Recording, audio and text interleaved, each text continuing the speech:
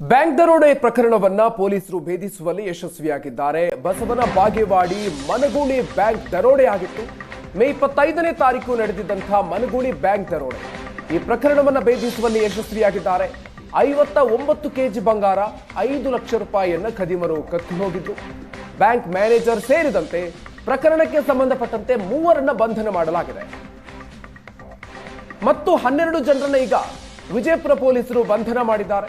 ಬಂಧಿತರಿಂದ 39 KG ಕರಗಿಸಿದ ಬಂಗಾರವನ್ನ ವಶಕ್ಕೆ ಪಡೆದುಕೊಳ್ಳಲಾಗಿದೆ.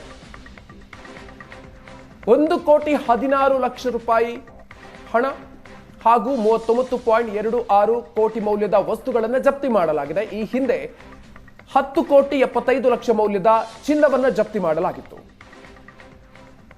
3 ಮೊದಲೇ ಅರೆಸ್ಟ್ ಮಾಡಲಾಗಿತ್ತು. ಈಗ ಮತ್ತೆ 12 ಮಂದಿಯನ್ನು ಅರೆಸ್ಟ್ ಮಾಡಲಾಗಿದೆ.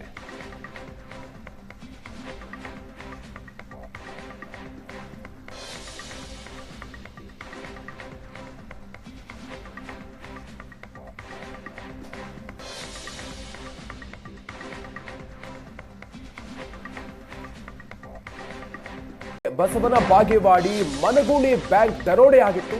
ಮೇ 25ನೇ ತಾರೀಕು ನಡೆದಿದ್ದಂತಹ ಮನಗೂಳಿ ಬ್ಯಾಂಕ್ ದರೋಡೆ. ಈ ಪ್ರಕರಣವನ್ನ ಭೇದಿಸುವಲ್ಲಿ ಯಶಸ್ವಿಯಾಗಿದ್ದಾರೆ. 59 ಕೆಜಿ ಬಂಗಾರ, 5 ಲಕ್ಷ ರೂಪಾಯಿಯನ್ನ ಖದೀಮರು ಕದ್ದು ಹೋಗಿದ್ರು.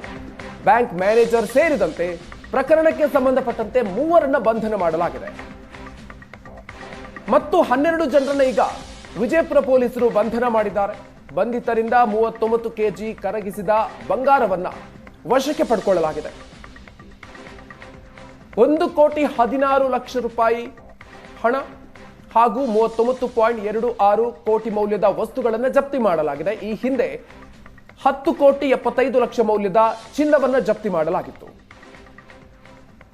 3 ಮೊದಲೇ ಅರೆಸ್ಟ್ ಮಾಡಲಾಗಿತ್ತು. ಈಗ ಮತ್ತೆ 12 ಮಂದಿಯನ್ನು ಅರೆಸ್ಟ್ ಮಾಡಲಾಗಿದೆ.